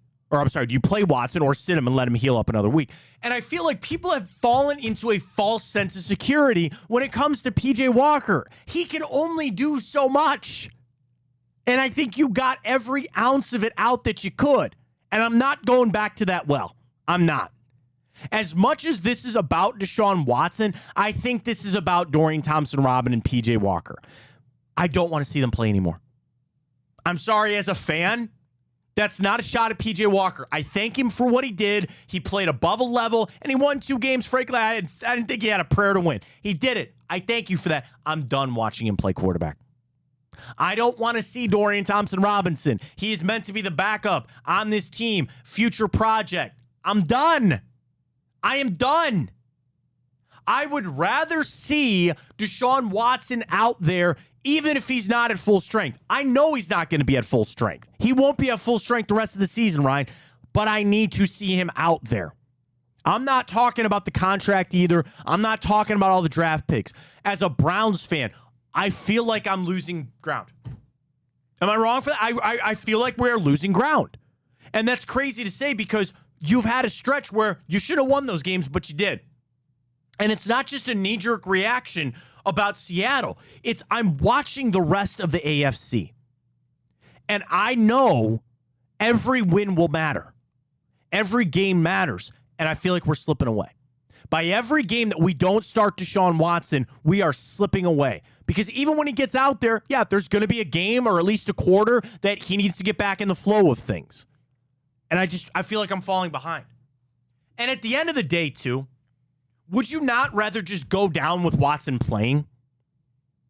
I don't want to play that game if we miss the playoffs and the season ends in the second week of January. You don't even make it. We will go back and instantly point to, well, if Watson would have played in that game, or I want that variable taken out. And if we miss it because you put Watson out there and he got hurt again and the whole season goes to kaput anyway, that's fine. At least you put him back out there. At least he's back out there playing. I saw him limited in practice yesterday. That's enough for me. It's time to go. It's time to play. It's time to get back out there. I know he desperately wants to play. I know the coaching staff, to save their jobs, desperately wants him to play. If I were to surmise anything of all the people that tweeted me yesterday about Watson and this and that, it's time. It's ready. It's time to go. Well, Matt, what about his shoulder? What about this? I don't give a damn anymore. I don't care anymore. I'm over it. If he's healthy enough to practice and if he's healthy enough to play, then put him out there. And I'll deal with whatever happens after that. Well, Matt, he got out there and he got hurt. That's the game. At least you put him out there. I'm just so sick of this back and forth and this and this and if he's going to play and if he's not. It's time to go. It's time to go. And if you want to make this push for the playoffs, you need to do it with Deshaun Watson. Stop. People need to stop with the, well, just one more week or if we can say, because there's no guarantee. There is no guarantee if you sit him, and even if the Browns beat the Cardinals with P.J. Walker, which they could probably do, you sit Deshaun Watson for what? And he's a little healthier for Baltimore. Is that really going to affect? I'm sick of playing the games. I'd rather just put him out there and see what happens. I'd rather put him out there and see where my chips fall on Sunday against the Arizona Cardinals. Yeah, and it was nice seeing him in practice yesterday. Obviously, the whole talk about the zip on the ball, but he also didn't have that, I'm going to pronounce it, the kinesiology tape. Oh, kinesiology. Kinesiology, thank you, Matt. It was encouraging to see that because obviously they feel as though he can go out there and warm up without that tape. And then that's a sign to say, okay, we got to see him without the support He looked good, so let's go out Sunday and let's kick some ass. Well, I mean, the thing is, so we won't talk to Stefanski today because he doesn't speak on Thursdays. It's coordinator day. So the questions will be to Alex Van Pelt, how did Watson feel after practice? That's going to be the biggest thing. Yeah, he practiced, he threw okay. Did he feel okay after? How does he feel today? Of course, today another big day. I would imagine that he'll be limited or maybe even a full practice again today, and that is ramping him back up to play. I know the Browns are feeling the pressure. I know that. You know that. I know that. Everybody knows that they're feeling it when it comes to Deshaun Watson being ready to play. Got to go. It's time to go. And I think now is a good time for this. You have enough games left. You're going to lose a game. You'll lose a couple games, probably. I need to start seeing it. And that's not a statement either on the grand scheme of where we're at with Deshaun Watson. Because we know it's this year and next year. Beyond that, yeah, there's money they could get out of it. It's still going to be a hefty fine. I'm not even thinking about that. I'm so singularly focused on this season. And if people want to complain about just making the playoffs isn't good enough, I disagree with that too. I need to see the progression. Part of that is Kevin Stefanski. I think Kevin Stefanski is a good coach. I don't want to see him go. So you need to make the playoffs to secure his job. You need to make the playoffs to know that you are growing in the right direction, that you are on your way to becoming the team that you believe to be. The ultimate other part of that too, Ryan, is the luck of the draw that you are now in the AFC, where I just ran through the other quarterbacks that you're going to have in the playoffs, and your $230 million quarterback is going to be dead last in that. You have a world where for pretty much Deshaun Watson's entire career, he will have to go through Lamar, Burrow, Mahomes, Trevor Lawrence, and Tua Tagovailoa with Josh Allen mixed in. And I certainly hope Aaron Rodgers doesn't get it figured out next year. I hope the Patriots don't find a quarterback. I hope Russell Wilson continues to suck and Justin Herbert out there with the Chargers. You just happen to be in a situation where it's a dogfight. It is an absolute dogfight in the AFC right now. That just happens to be where it is. Got to get your quarterback out there. You got to see him play. Other injuries starting to mount up for the Browns. DeJuan Jones missing practice yesterday. Greg Newsome. Zadarius Smith, which I thought was interesting. He had the x-rays on the neck, but Kevin Stefanski kind of downplayed that yesterday. So that was good news for that. I think, again, the Browns, albeit with Chubb and Conklin, have been pretty lucky so far with battling some of these. Newsome is one that I'm a little concerned about, but you're going to have to step up. You're just going to have some guys play a little bit, It's Cam Mitchell, sure. But I feel good about Denzel Ward and MJ Emerson. The crappy thing, I think Greg Newsome's cost himself a lot of money over the last couple of years. He had a really good rookie year. Last year, whether he was playing out of position or not, but this year with the injuries, cost himself some money, man. Receivers for Arizona. Hollywood Brown is still there. Michael Wilson's questionable, and Rondale Moore. They got nothing, man. James Conner, Marlon Mack, their running backs around there. Their offense sucks. Their offense is not good at all. And especially if they got to start Clayton Tune.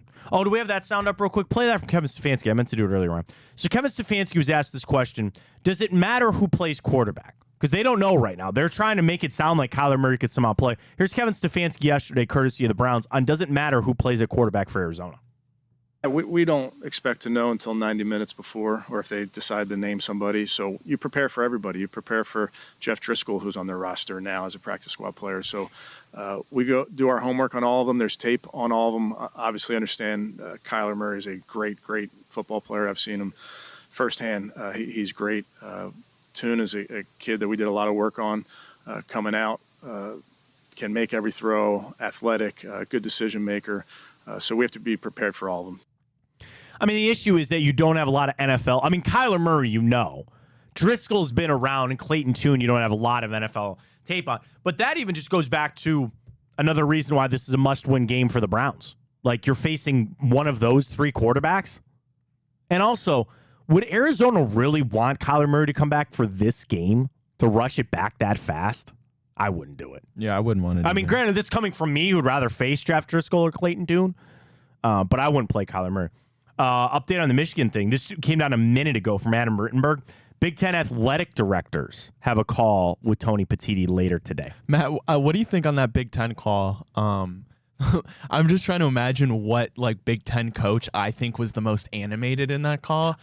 Like the game that came to mind, like maybe Greg Schiano. It is Greg Schiano. Yeah. That was the first guy I thought of. Yeah. Or like I don't know. I could see James Franklin being real snarky.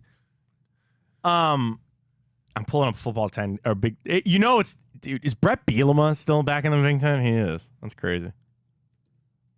Here are all your Big Ten college football coaches. Scroll down here. Let me get the full list here. Here, I'll name you the coach. You tell me the team. Or do you want it the other way around? Team, then coach. Don't look it up. You're cheating. Oh, I don't know. Oh, I was going to play the game. Okay, let's do it. Brett Bielema. Northwestern. Illinois. No idea. Tom Allen. Tom Allen. That sounds like a Maryland guy. Indiana Hoosiers. Kirk Ferentz. Longest tenured coach. By the way, I think he and Mike Gundy are like the longest tenured coaches in college. Really? And Kyle Whittingham in Utah. Kirk Ferentz. Was it a team I already named? No. You don't know where Kirk Ferentz coaches? I like I said, I'm not a Buckeyes fan by any means, so I don't necessarily. I pay more attention to the Big 12. I think is it his son or his brother that's about to get fired? The offensive coordinator is either his son or his brother, and they're about to get fired. Yeah, Big 10's not my thing. Big 12 now because of Cincinnati is more my cup of tea. Iowa. He's been at Iowa for 24 years. Mike Loxley, former Alabama guy. I really thought he was going to turn this program around. I think he's trying, but Maryland. Jim Harbaugh. Michigan. This one's tough for you. Harlan Barnett. Harlan Barnett. That's quite the name. I don't know. Michigan State. He's the interim coach. Oh, okay. PJ Fleck. Really? Row the boat. Minnesota. I'm telling you, I do not know Big 10. Matt Rule. Nebraska. David Braun. Another interim for the fired Pat Fitzgerald. Oh, Northwestern. Ryan Day. Ohio State. James Franklin. Penn State. Ryan Walters. First year on the job for him at Purdue. Before him, it was Braum, right? Yeah. He was there for a long time. Okay, yeah. Greg Schiano. Rutgers. Luke Fickell. Wisconsin. There you go. My boy. I guess you knew kind of more than they did. So I would imagine the coach is like, Matt Rule seems like a fiery guy. I don't know if PJ Fleck. Because, okay, here's the other problem. I'm glad you brought that up. So, again, the Big Ten coaches had a call with the commissioner yesterday. Today, the athletic directors do. I think it's really hard for teams to sit there who don't really have a skin in the game. Like, can Tom Allen, who coaches Indiana, and his time there has only had 2 winning seasons. Tom Allen has been on the job at Indiana full-time since 2017. Only 2 years, and the only year that they finished in the top 25 was the COVID year of 2020. Can he really sit there and bitch? And I understand the sanctity of the game, and they feel like they're cheated. But do you get what I'm saying? Like, can Brett Bielema, who just came back after the failed Arkansas thing, I thought he was fine at Wisconsin, can he really sit there and complain? Now, Greg Schiano, who clearly felt like he was a victim of this, Ryan Day, James Franklin, that I understand. I get, and you want to say that all parts are equal. They feel like they got shafted here. But again, even Rutgers with Schiano, you're not going anywhere. They still broke the rules. And I'm not making excuses for Michigan because I hate them and I hope they go down for this. I really do. But there is that little bit of a level of sitting there going like, really? Come on. And that's the thing. Could you imagine if like Minnesota was doing this? It would not be a story because Minnesota's not good. It's Michigan. And the problem is, outside of the Big Ten and outside of your fandom or your rivalry or how much you hate Michigan or not, outside world is now looking at Michigan, well, wait a minute, are they really that good? And we discussed that when the College Football Playoff Committee, when their rankings came out. Do you look at Michigan any different now, wondering, are they actually winning these games because of talent, or are they winning these games because of the sign stealing? And their schedule coming out right now is a cakewalk. So there's no probably real way to understand how good Michigan is or isn't. The other side of things, though, Michigan's next couple games coming up, don't tell me that all of those teams aren't going to be pissed off and try to go take it to Michigan. Michigan's upcoming schedule: Purdue, Penn State, Maryland, and then Ohio State. Tell me the Nittany Lions. That game is at College Station, by the way. It's not up in Ann Arbor. Tell me that Penn State in 2 weeks is not going to be all fired up saying, we're going to take these cheaters down. These sons of guns that did all this, we're going to take them down. I hope they do. I don't really hope they do. There's always that balance. As much as I hate Michigan, I want them to be undefeated when they play Ohio State, so when Ohio State beats them, it means a little bit more. But for these athletic directors, again, this came out from Adam Rittenberg like 5 minutes ago. Big Ten athletic directors are going to have a call with Tony Petitti for a later date today, per source. Likely a follow-up more on the Michigan situation. Okay, here's the other part of that. You ready? When did Tony Petitti take over the Big Ten? Tony Petitti, Big Ten. No, I don't want the television producer. I don't know who that guy is. Oh, my God, it was him. I'm sorry. You're right. He was that guy. He's the formerly... Okay, it was him. He was formerly the chief operating officer of Major League Baseball. He was the president and chief executive officer of the MLB Network. He was also the former president of Activision, the video game company. Okay, that's what I thought. He just took over the Big Ten this past May because it was, Warren. Wasn't Kevin Warren? Was that his name? The guy before? Anyway, here's my whole point. Who will take that job away from Tony Petitti? The athletic directors. Who's he meeting with today? The athletic directors. It's a little like Roger Goodell or Rob Manfred or Adam Silver. They work for the owners. And in college football, your owners are the athletic directors, basically. So they will keep him in his job, which he's got. And I'm sure he's got like a long deal and all that kind of stuff. But that is more about who he needs to keep happy in this. And I'm sure the athletic directors are going to come out just as hard as the coaches are. They got to have their coaches back. It's all, you want to know the crappiest thing about all this? Everything in this pushes to Michigan to get destroyed by this, and they probably won't. The evidence is clear. Nobody is defending them, and everybody wants them to get punished. But it probably won't happen. Welcome to the NCAA. So I'll be interested to see how that... I'm sure we'll talk about it in tomorrow's show. I'm wondering what the fallout will be from this call. Can we get that call? Can we get that link to that Zoom? Who's that guy there? I work for Michigan State. Oh, okay. Central Michigan. What if Connor Stallions? I wonder if Connor Stallions would get into that. I wonder if he could find that Zoom link. All right, when we come back, we will do a little bit of time hop. We'll jump into that, and then we'll make our wagers for tonight, Thursday Night Football. I got one. I got a lock. We'll do that. We'll get our bets in with Tipico. Wrap things up. When we return, we'll do a little bit of time hop. Stay with us right here. Matt Fontana Show, streaming live, iHeart app, and of course, I'm Big Play.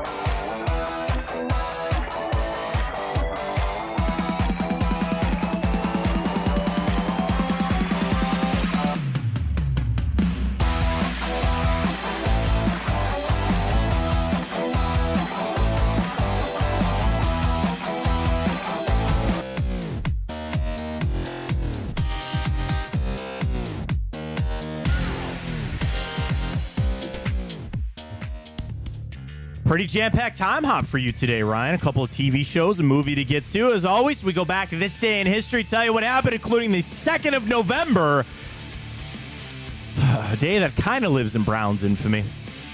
Ryan, 2 years ago today, Odell Beckham Sr.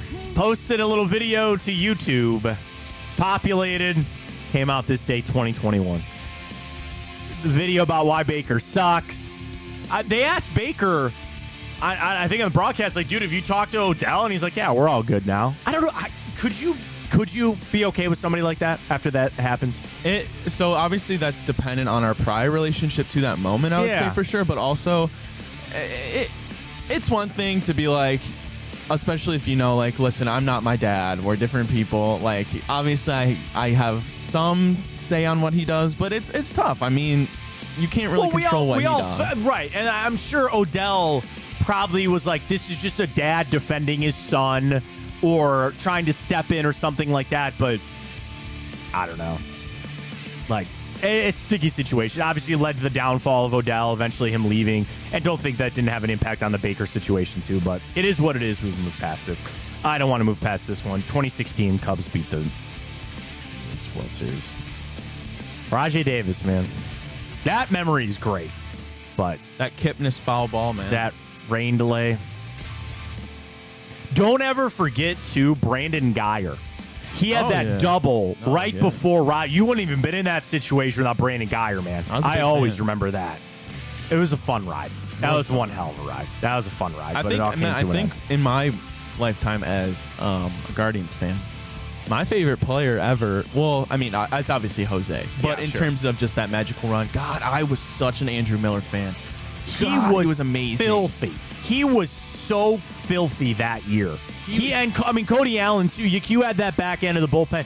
And you frankly made up for some pretty blank poor starting pitch. I mean, there were games that Miller was coming out in the 5th inning, and you needed him to pitch 2 innings. It was just that David Ross home run off Andrew Miller that the Magic just seemed that, and then the rain delay that everybody talks about, the phantom rain. I get it, and you probably should have had a World Series title, what it would have been. But dude, that was a hell of a year. That was a hell of a year for the Cavs, and of course for the Indians.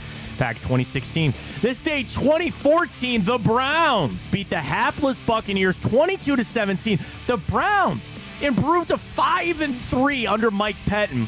The Buccaneers fall to 1-7. Mike Glennon got the start for the Bucs through 2 touchdowns, 2 interceptions.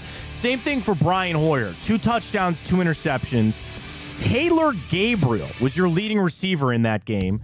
He had a touchdown on 87 yards. Miles Austin, 54 receiving yards. And Terrence West, I believe out of Towson, memory serves, had 48 rushing yards for the Browns that day. Was Jameis drafted 15? No, he got to be drafted before that, right? Jameis Winston. Because I thought you were going to say Winston was starting, but no. I think he was 15. Yeah, he was 15. Okay. So they tanked that year to get him because they were the first overall pick that year. So what did they? Oh God, what did they? So we beat the Bucs. They finished 1-7 that year. I'm sorry, they were 1-7 after we beat them. Let me look up their schedule. What were they in 2014? They finished 2-14. So after we beat them, they lost to Atlanta. They beat Washington in Week 11 and then lost the rest of the way out. They finished 2-14 and took Jameis in 2015. Winston goes 1. Marcus Mariota goes 2. Dante Fowler goes 3. Do you guess who the Oakland Raiders took at number 4 overall? What position? Wide receiver. Amari Cooper. Dude, a bad draft, man. We took Danny Shelton. Oh, my God. What a horrible draft. Not as bad as the 2013 draft. I think that's the worst draft in history. Puke. Terrible. First round in 2015. Winston Mariota, Dante Fowler, Amari Cooper, who's good. Brandon Sheriff, Leonard Williams, who's good. Kevin White, the wide receiver out of West Virginia. Vic Beasley, Todd Gurley. We took Danny Shelton. Melvin Gordon, former Brown Kevin Johnson, the corner. Marcus Peters in the first round. Demarius Randall in the first round. Dude, even the second round, I can't. You want to know what? I can't even tell you who the best player in this draft is. It's probably Amari Cooper, and I'm not even kidding. Zadarius Smith was a 4th rounder. Quan Alexander was too. Like there's okay. Stephon Diggs was a 5th round pick. So he's probably the best player in this draft, but I think Amari Cooper's probably 2nd.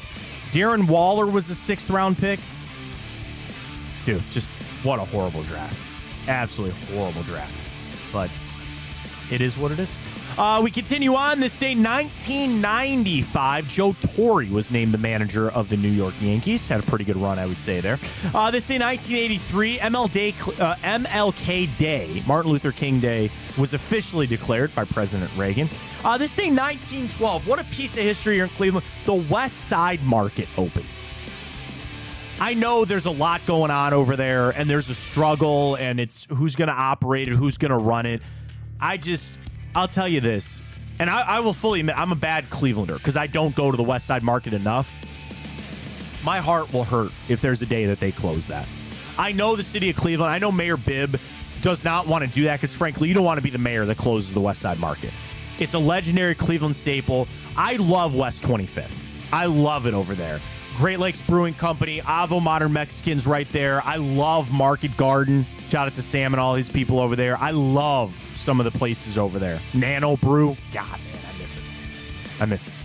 But West Side Market's right there. So I hope that they can get all that stuff kind of figured out and moving forward. Matt, one day we need to have the debate on East Side versus West Side. Well, that will never end because I'm always West Side. You're a West Side guy. I'm an East Side guy. That'd be an interesting debate. All right, go ahead. Give me your best thing on the East Side. I'd have to think about it. I don't know. That's how this will go. Whatever you say for the East Side, I will counter for something on the West Side. I'm going to come with a very well-researcred list. Okay. We're going to have that debate. You do that one day. You let me know. I'll do some research, but I'm already 3 steps ahead of you. I'll have to tell you. West Side's better. I start with the highway. I might end it right there. Do you have a comeback for the highway? No. Not at the moment. I rest my case. And then I start with all the beer and all the breweries. Most of the better ones are on the West Side. Let's call that for what it is. Just saying. I feel like the West Side is kind of maybe a little bit more wealthier than the East Side. No. You don't think so? No.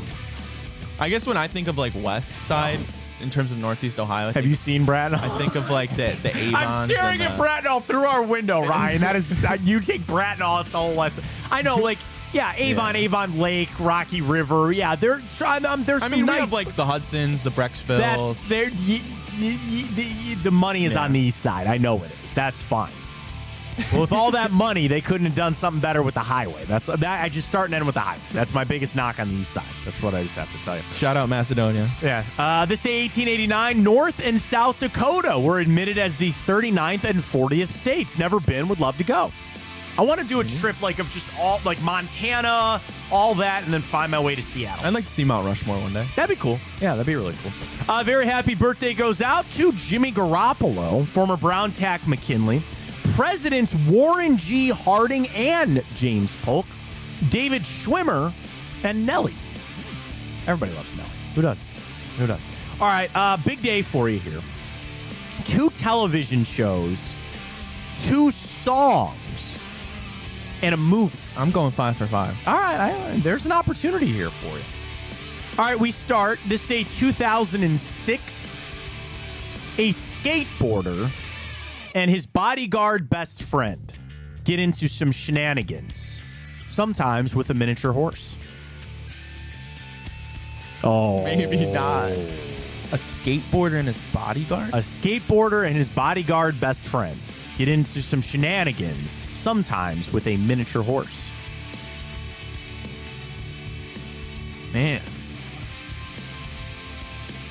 I can't lay it out easier than that. I'm sorry. Is this like a real life skateboarder or is it a character? Yeah, no, he's a real life skateboarder. Okay. This is a it's not a sitcom. It's like this is they follow the lives of these 2 guys. It's not like a Bam Margera movie or a Ryan Sheckler or a Tony Hawk. No, I don't think I'm gonna get it then, to be honest with you. It was on MTV. I don't know. I if you don't have it right now, I don't think you're gonna you get might it. have to give me this. Robin Big Did you ever watch Robin Big? Oh my God. Rob Dyrdek. Rob Dyrdek. R.I.P. to Christopher Big Black Boy. I didn't know that was an actual movie. Wasn't a movie. I said a TV. Did I not say a TV show? I thought. I'm sorry. I thought I said TV show. Maybe you did, but I was thinking movie. No, TV show. Okay. TV show. Robin Big. Fantasy Factory sucks, and ridiculousness is just on all day. The OG Robin Big is one of my favorite TV shows of all time. I loved that show. It was in the heyday of MTV, but Robin Big, a television show, debuted this day 2006. All right, another television show that debuted this day 2003. A couple of hints. The first one is that this television show was actually revived for an extra couple of seasons a few years ago. But it follows the very dysfunctional Bluth family. Oh, okay, yeah. You got Arrested Development. Good show. Great show. That was one my wife and I, like, right after I think we had our first son, and we were stuck in, you're home with the new baby, and somebody said, oh, man, you got to watch Arrested Development. And it was great, because, like, I only knew Michael Cera from, like, Superbad and Juno, and then you watch that, and he's George Michael, and, dude, Will Arnett is just hilarious in that. Tobias. Oh, God, the Never Nude. Is that what it was? Is that what he called himself? Never Nude? He's the best guy. Yeah. He carried. I don't know, man. Gob is really good. Yeah, he is. He is. But Tobias is pretty funny, too. So, yes, Arrested Development. This day, 2003. This day, 2001. Film here, 2001. I would say you probably saw a lot of these characters out on Halloween because it's a beloved kids movie that the adults love too. Two friends try to return Boo back to her rightful place. Monsters Inc. Mike Wazowski. Yeah. I love Monsters Inc. I didn't watch Monsters University. Monsters Inc. still holds up to this day. I've seen Monsters University. Not a bad film at all. Great little movie there with Monsters Inc. All right, we end out with two songs for you. I will not be trying to sing these songs. But I will tell you this, they are extremely famous. These are extremely famous songs. Okay. All right, this day, 1983. This song was released as a single 1 year after the album was released. Your hint is this is the name of the album as it is the song. And this is your hint.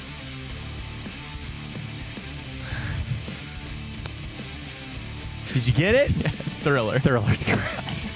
I'm clipping that. I'll tell you that right now. Good. Yes, Thriller.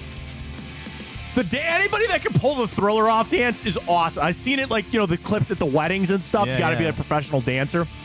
But yes, Thriller. And there is your trivia. It was released this day, 1983, 1 year after the album was released. Then they released, of course, Thriller, which, dude, that's a damn good bracket of the greatest music video of all time. Yeah. Write that down for next week. I do like that one. I like that one a lot. First Date from Blink-182. I loved that one. That one was great. I haven't seen that one. Oh, my God. It's a good one. So write that down for the greatest music video of all time. We'll do that next week. And then finally, another song. This day, 1973. Oh, man.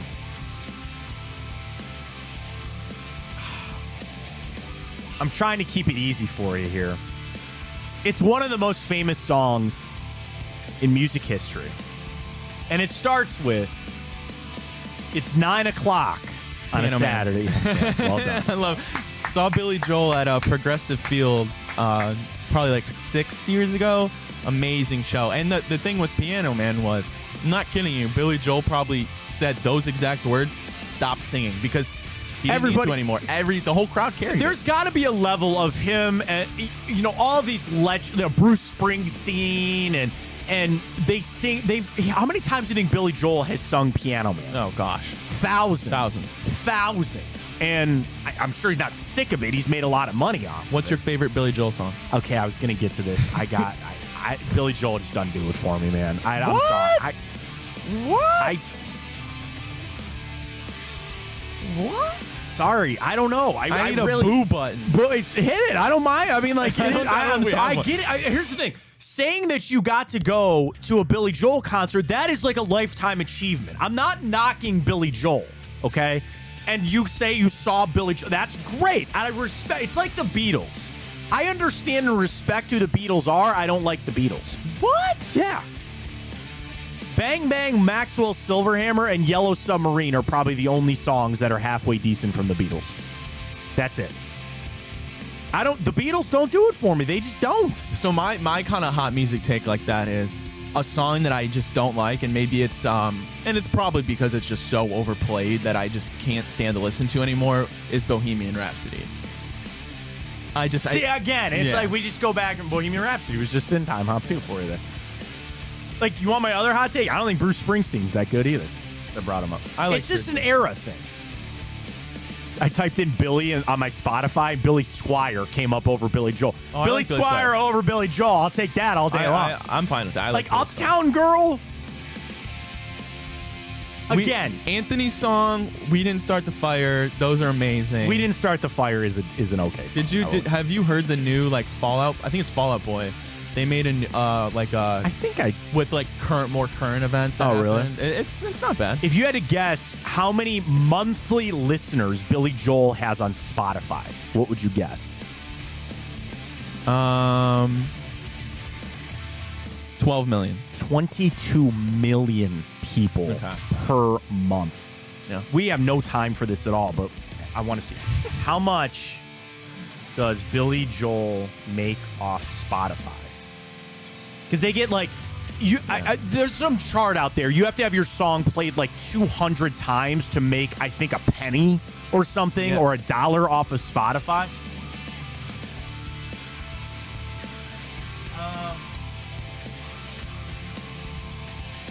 So Spotify's total royalties paid in 2021 was $7 billion. They paid $1 million more to 1,000 artists in 2021. Oh, why can I not find this quick, man? God damn it.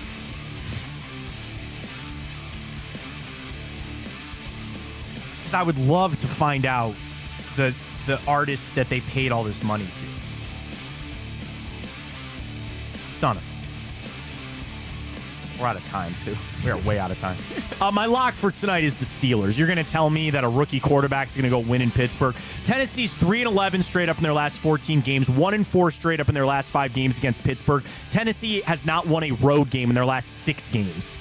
You flip it over for Pittsburgh. How about the Steelers? 8-3 against the spread their last 11 games. 8-3 straight up in their last 11. 5-1 straight up in their last 6 games at home against the Titans. Pittsburgh all day. That's my lock for tonight. I agree with you on that.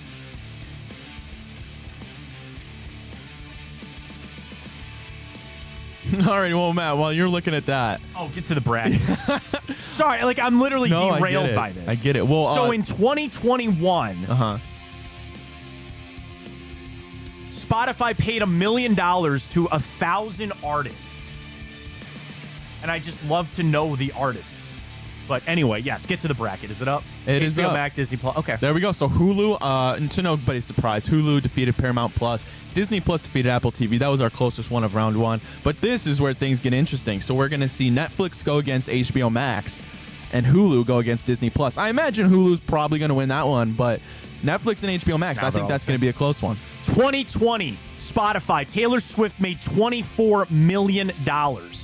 The Eagles, $16 million. Celine Dion, $17. Post Malone, $23 million. I want to find Billy Joel.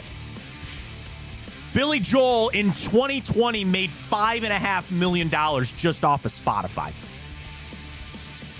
Just off of Spotify. We got to go. Chico coming up 12-2. We're back tomorrow 9-11. Same bat time, same bat channel. We got to go. Steelers tonight all day. For Ryan Tyler, I'm Matt Fontana. And as always, take it easy.